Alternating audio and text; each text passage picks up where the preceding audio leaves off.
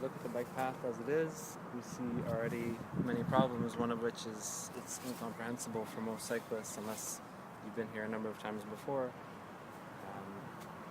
The bike path over here crosses over itself. These cyclists here have to actually take a 90-degree turn against traffic coming from behind them. And simultaneously, over there, as the cyclists turn left, incoming cyclists have to cross over itself. It actually does like an X, whereas incoming cyclists have to cross outgoing cyclists. It's difficult to explain, difficult to maneuver as well, and most people more or less improvise their way through this initial intersection, making their way down into the valley. At the moment, you have a very difficult intersection to maneuver. A lot of cars. This is the Carry. We're talking about the Maisonneuve. Eventually, we're going to have the hospital as well. This is a major intersection, which is only going to get busier. You have Turcotte, which is going to be shut for 10 years, or 7 to 10 years. You have the hospital. You have a new exit coming off the Carry. I'm getting exhausted just talking about how much stuff is going to be coming through here in the coming years. So further along, even one last major problem, which is a major reason to have the bike path go behind, is the Vendôme metro station, which is one of the busiest in the west, if not the busiest. You have buses stopping all the time. You have a taxi line of taxis.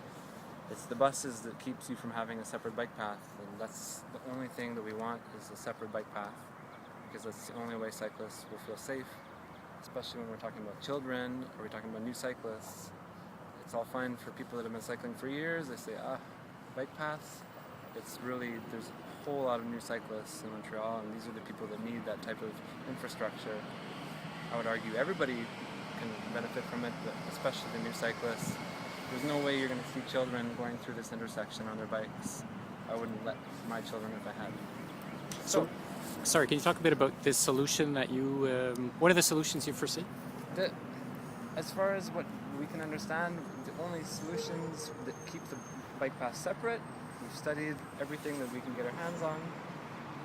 The best option from what we can tell so far is to have a bike bridge that's going to go over this whole area. So let's say this is the bike path here.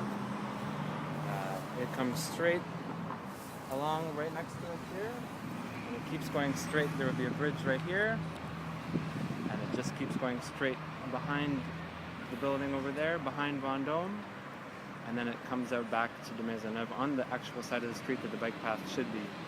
So it actually kind of takes care of all the problems that we think are issues, like bike paths that cross the street, crosses over itself, having bus stops. You can't have a real bike path when you have the busiest buses serving all of N.D.G, all stopping at that intersection. It's just not doable any other way as far as we can tell. So I mean, we're more than happy to take any solution that isn't just painting lines on the ground that disappear in front of Vendôme, because to us that's not something worth working towards. It's not a real solution.